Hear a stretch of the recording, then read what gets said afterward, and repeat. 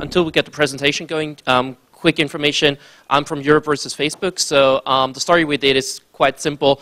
I wrote the 551st legal paper on, is Facebook compliant with European law? And the answer was no, big surprise. The new thing we did was that we actually went to the Irish Data Protection Commission, which is responsible for Facebook, and brought our cases there. And to do that, we had the fun of getting 3 full or partly full data sets of Facebook.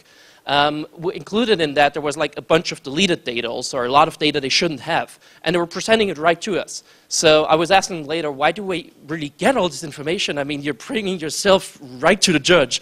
And the answer of Richard Allen, the main lobbyist of Facebook in Europe, was, yeah, we had some internal communications problems. I love these problems, and that's the reason why I'm like touring right now. It's a legal talk, but you see I have a hoodie, so I try to make it as simple as possible. If any lawyers are in here and they want to have like all the sections and all the law talk, it's right on our website, and you can get all the complaints there with all the little legal details. First big question we have to face, who is Facebook actually? There's Facebook Incorporated in the US, and not everybody knows there's Facebook Ireland Limited. And the reason for that is they have a construction through the Cayman Islands to pay about 2% tax instead of the 35 in the US. Good thing for us, because only people in the US and Canada have a contract with Facebook Inc., and everybody else in the world has a contract with Facebook Ireland. So as a European, or in my case an Austrian, we're within the European framework, and that's good if you want to have data protection and customer protection. And that's pretty much how the whole thing started out. We filed 22 complaints, and we picked out things where we just had right off the evidence that they don't stick to European law. The first question we had when we tried to file complaints was, who's actually responsible for what happens on Facebook? Because there's so many people involved that dump something in. That's Richard Allen, their main lobbyist. And when we were meeting with Facebook a month ago in Vienna at the airport for 6 hours, I asked him, who's actually the controller? That's what, you know how we lawyers are. We want to put everything in boxes. And there's, in legal talk, the controller who is actually responsible for some data processing. And I was asking him, what does Facebook think? Who is the controller? And his answer is, we're the controller for what we control. I was sitting there, like, that's not really a good answer. The problem is, for a lot of these questions, they don't have good answers at all. And he added that the user has some responsibility too. I was like, okay, that's not a real answer. If you go a little closer, you find out that Facebook actually wants to be the controller for everything. Their idea is kind of, as soon as you dump something on our page, it's ours and we're the controller. And we might give you some little options, but not a whole lot. That's actually happening in the background. So just to really quickly go through that, what's Facebook's business model? The typical thing of Web 2.0 is that the content is not coming from the web page anymore, but we dump it on there. Typical thing is YouTube, it would be white without anything someone puts up. The really interesting thing for Facebook is they now took all these different Web 2.0 platforms and put it on one page. And that gave you so much more data to aggregate and to really have like deep analysis of personal data. That's like the thing that actually freaks people out. So back to who is actually responsible, we got to that idea that it is pretty much like a web blog where you put on your personal information, but Facebook is then analyzing in the background. So what is Facebook? We say the user is generally the controller and should be the controller, and Facebook is only the host and processor. First thought. Second thought is, for all these issues, Facebook is actually taking all this information out of being a host and has what I call the second basket. We have like a first basket here where the user is the controller, and then Facebook grabs that stuff in the back door and does some freaky stuff with it that not everybody's too comfortable with. So that's like our legal basis. Data protection, we're an island, so there are principles in European data protection law. They're in pretty much all the countries, so that's the same thing in Ireland or in Austria, in the Netherlands or wherever. And you need to have some principles that you stick to, which is that you treat data fairly, you have to delete data, you don't need any more stuff like that. And second thing is you need a justification. General rule in Europe is you're not allowed to use data of someone else unless you have a justification for that. And that is normally in Facebook's case consent. To give you an idea what is covered by, everything that's red right now is things where we say Facebook doesn't do it. Just to give you an idea how broad the problem is. We had 22 complaints. and that's just a list of everything. It's on our webpage. I'm picking out a couple of prompts so that you can get a deeper idea of what's actually the prompt on Facebook. It's not everything, but a couple. I got, my data set was 1,200 pages as a PDF, 1,222 pages to be precise. I got it on CD. As soon as that was out to the media, 40,000 people in Europe requested their data. I got it on a burn CD. They stopped burning. I think they were like overburned at that moment. What was on that CD? There were 57 data categories. You see them up here. There are a lot of data categories that are not a problem. If I upload a picture, of course, there's the picture up there. No one whines about it. But there were data categories that no one knew so far about. One example was last location. From all the data you put up on Facebook, they're generating the place where you've likely been the last time. Typical example is where your IP address is from, or if you're tagged in a picture that was taken from an iPhone where there is GPS tracking to it. The picture metadata has the GPS location. Someone else tags you in the picture so they know you've been at this and that place at this and that time. All that stuff they're doing, but you don't really know that they're doing it. Then we had the problem that a lot of data was missing in our data set. That's just a general list. One typical example was the like button data. Facebook is saying that if you are a member of Facebook and you have all these cookies on it, and you travel around the web for 90 days, they track it down. We got these like buttons, for example, on porn pages, so Facebook knows which porn pages you have visited. All that is already now in the protocols that they actually do all that stuff. What was kind of interesting is that now they don't put out the data. They're obliged to give any European citizen or anyone actually outside of the US and Canada the full data set within 40 days. We're now waiting for 6 or 7 months. We're ready for 40,000 people, and we don't get the data so far. We filed complaints at the Irish Data Protection Commissioner, but he's not really willing to enforce the law right now.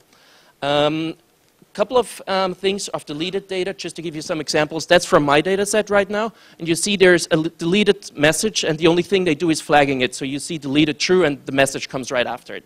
Other examples for that, that's the prompt you normally get, is there's a full data category called removed friends. So if you remove a friend on Facebook, you take it off the friends list and put it on the removed friends list.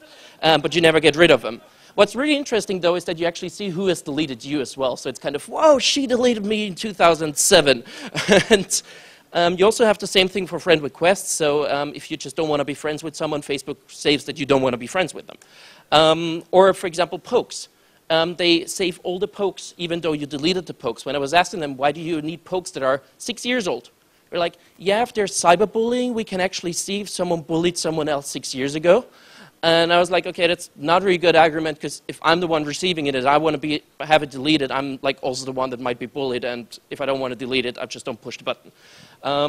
But another thing we had is that, for example, deleted email addresses were in there, stuff like that.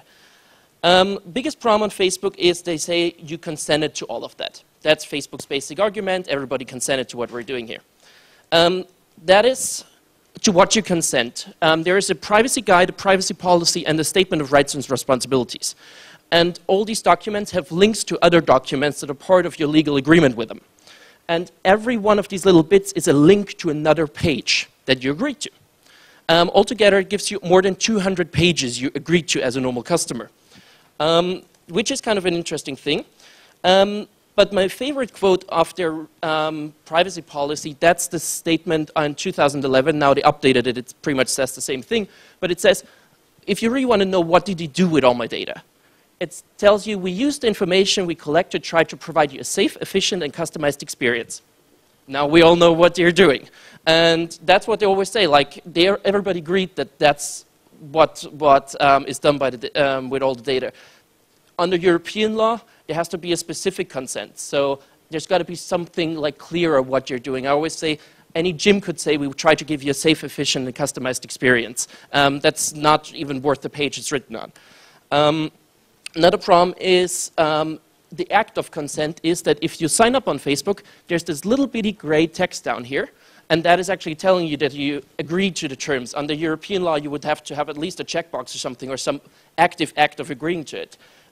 If you look at that thing, it's kind of interesting that the things you should be interacting with is colorful or black and white, while all the rest you shouldn't be interacting with is gray, and the contrast is getting less. So the gray up there is at least a darker gray, right? While the stuff down there is like the brightest gray you could ever find. And it's also like if you look through the pixels, it's pretty much the smallest thing you can see. So for the privacy policy, you should be agreeing to 12 pages plus 7 pages plus 200 sub-pages, and that are unclear and oftentimes pretty contradictory. And the active consent is not anything that the European law provides for, which would be an unambiguous, specific, and informed consent. So we have the general problem that actually the consent that Facebook is getting in Europe is, under all we know about European privacy law, not valid. Next problem we had was what we call shadow profiles. You know that whole thing, you can synchronize your iPhone with Facebook and all your information from your iPhone goes up to Facebook and they use it for whatever.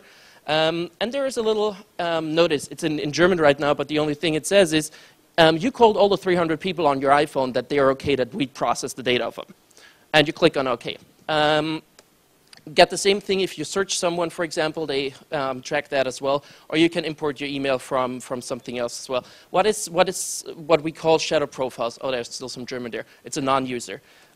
Imagine there's 3 people from a company that import the same person, and there are 2 people from some political party that import the same person, and there are 2 people that went to the same school. You have a very high likeliness that that person went to that school, is part of that political party, and is working at that company.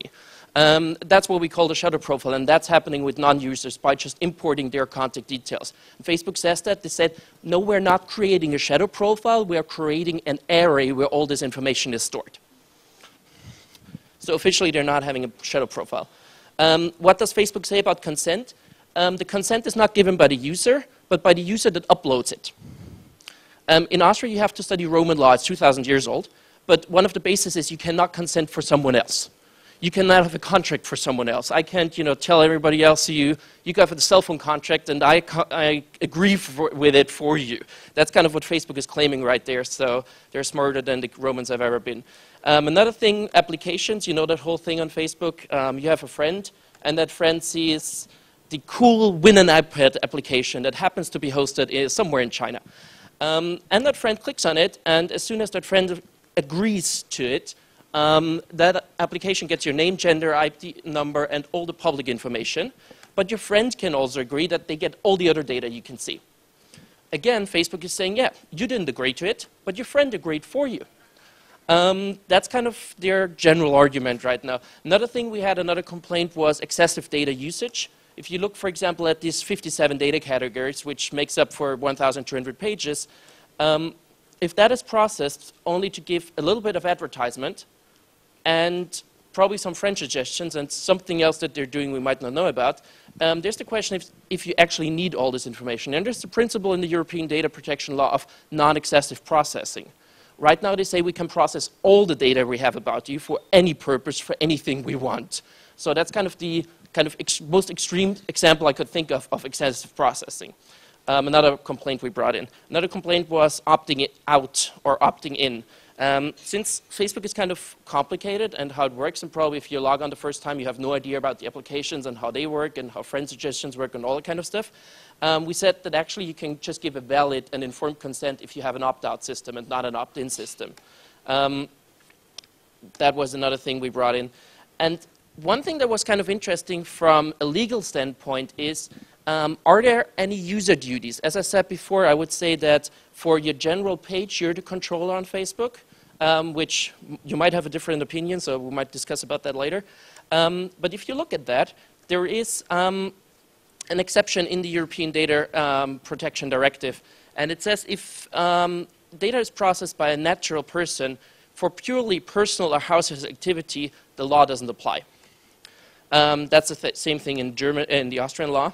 And so the question is, for that first basket, are you actually processors, or do you have to stick to European laws as like a normal consumer? And the problem is, there's a decision by the European Court of Justice called Lindquist. Lindquist was a lady somewhere up in Scandinavia, and she had a webpage for a church group and posted a lot of stuff about her church group members. And the European Court was asked if that is data processing or it falls under the household exemption. Good question, and the answer was there's nothing more non-household than putting it right on the internet. So Mrs. Lindquist falls under the European data protection law.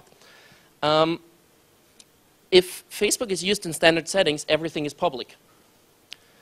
it's a problem that actually that's nothing else than Mrs. Lindquist's webpage. And that's a problem we're actually having right now if you really enforce the law on Facebook. You can also discuss if, for example, friends of friends is public. If you have 200 friends and they have another 200 friends, that's 40,000 people. Is that a household activity? Question mark? I don't know. And we have the problem that, that's German again, I didn't find the translation too quickly. Under European law, you can only pass on information under the household activity if you have the people you process data about agreeing to it. So pretty much for Facebook, that means I really got to call through the 300 people on my iPhone if I want to sync it with Facebook. Kind of interesting too. That pretty much means for European users, no use of Facebook the way it is right now. That also applies to companies using it. It is kind of absurd. It could be fixed as soon as Facebook is not breaking all the laws, but pretty much what the European law says is you cannot feed into a system that is constantly breaking all laws, so you're kind of part of the game as well. Freaky, but that's kind of the solution you get right now when you ask any lawyer. Full stop.